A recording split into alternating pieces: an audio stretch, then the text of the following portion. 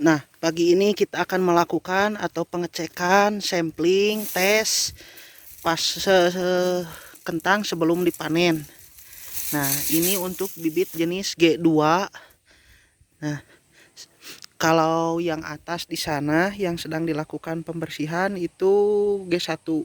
Kita cek 1 2 3 4 5 6 7 8 9 10 11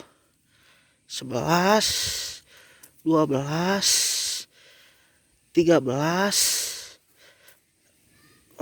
13 kurang lebih 13 1/10 lah. Itu untuk G2.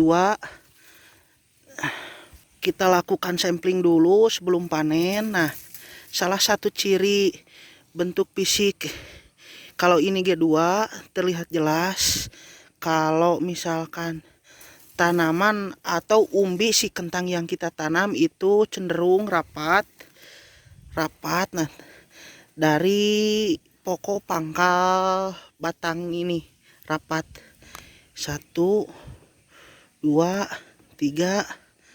4 5 6 7 8 9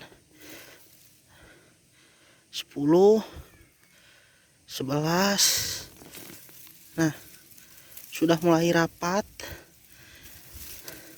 12. Nah, rata-rata 13. Ya, kurang lebih 1 2 3 4 5 6 7 8 9 10 11 12 13 sama yang kecil tadi 14. Nah, itu untuk G2 nya cukup. Cobaan 1 2 3 4 5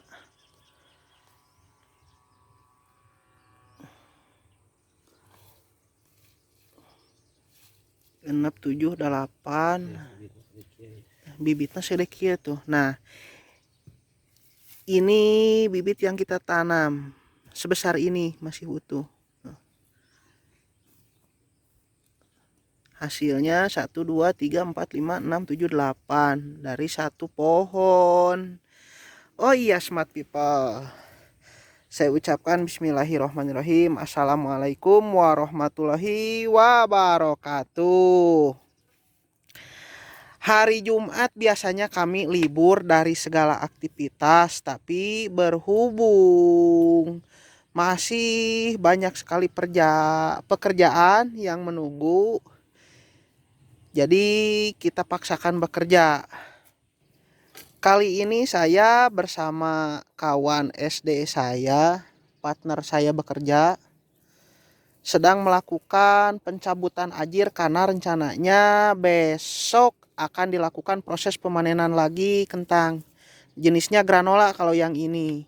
Nah, ini adalah hasil dari pengaplikasian herbisida berbahan aktif paraquat pada budidaya kentang sebelum memasuki pemanenan. Nah, terlihat jelas. Sebenarnya baru 4 hari, 4 maju 5 hari sekarang. Nah, ini hasilnya. Semua rumput mati, hanya saja beberapa rumput tidak mati oleh si paraquat tersebut. Adapun merek dagangnya bebas, bisa Gramuxon, Noxon, Redjon, banyak lah, banyak sekali. Jangan fanatik dengan merek dagang.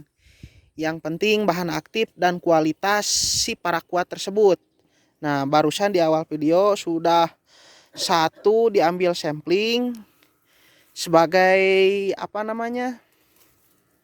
patokan kita membeli karung pertanian atau karung untuk nanti wadah si kentang tersebut. Nah, kita coba ambil sampling lagi. Nah, kentangnya untuk sekaligus juga mengecek kualitas kulit si kentang yang akan kita panen. Apakah sudah kuat apa belum? Karena saya tidak mau pas nanti waktu panen si kentang yang saya jual kembali kepada saya lagi atau komplain lah istilahnya. Kita hitung 1, 2, 3, 4, 5, 6, 7, 8, 9, 10, 11 tuh. Dari situ pohon bibitnya. Sudah hancur, bibitnya sudah hancur. Tapi percaya atau tidak, ini bibitnya yang saya tanam tidak lebih dari sebesar kelereng, tidak lebih. Nah, tidak lebih besar seperti inilah. Tidak lebih besar dari telur puyuh. Nah, alhamdulillah baru 2 sampling tuh. Jadi kita lepaskan dulu tali dan ajirnya supaya mempermudah. Sambil kita cek kualitas kulit dan umbinya tersebut. Apakah akan ada banyak busuk atau tidak. Lebih ke menjaga kualitas barang lah. Di sini saya juga mau menunjukkan tentang jika ada kentang di pasar yang hijau. Nah, sebenarnya kentang hijau itu seperti ini nih. Nah, ini hijau.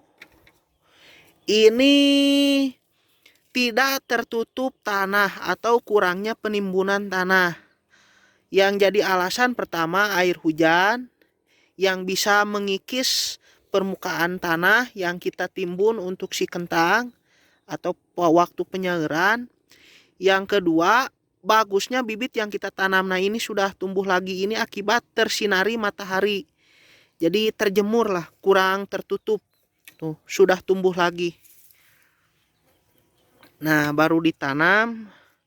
Sudah siap lagi untuk ditanam. Padahal belum dipanen. Nah, ini baru satu tempat. Ini juga lahan di mana kita telah mereview pertama hama ulat penggerek pada budidaya kentang di sini. Yang kedua, pengaplikasian pupuk NPK yang judulnya tinggal penyesuaian dan perbedaan unsur hara tanah. Nah, terlihat kalau ini bersih, kalau ini mah sangat banyak sekali gulma berdaun sempit. Itu unsur hara dalam tanah. Salah satu pertanda kurang baik. Unsur haranya kurang baik. Nah, tetap di sini sudah segala cara saya upayakan, tapi masih tetap. Nah, ini juga hijau, terjemur oleh matahari. Ada baik dan bagusnya itu setelah diaplikasikan herbisida berjenis paraquat, itu kita membiarkan terlebih dahulu selama 10 hari kurang lebih. Tapi itu juga tergantung dosis dari baru uruk ya Mas Sura Nah, busuk kawan-kawan tuh, smart people. Busuk. Nah, kita biarkanlah busuk. Nah, kemungkinan adalah 5%an dari jumlah luas total lahan 750 meter kurang, atau 2 patok lebih lah, 3 patok kurang sebenarnya nih. Ini lahan tuh 1, 2, 3, 4, 5, 6, 7, 8, 9 buah yang akan bisa terjual dalam satu pohon. Harganya sekarang 8.500 per kilogram di skala petani. Itu untuk kawasan Bandung Jawa Barat, tepatnya di hulu sungai Citarum. Tahu kalau di tempat lain, tapi kalau di sini harganya segitu, Rp8.500. Tuh, sambil dilakukan pembersihan dari pinggir-pinggirnya. Tujuannya untuk mempermudah pengolahan lahan pasca panen nantinya. Nah, ini juga dilakukan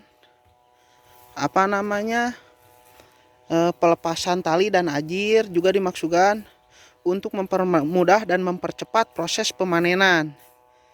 Nah, jadi lebih singkat waktu, lebih efisien. Kurang lebih seperti itu. Sekian dulu video untuk hari ini. Saya selalu berharap akan ada selalu satu hal dan nilai positif dari setiap video yang saya upload. Sampai jumpa di lain waktu dan lain video.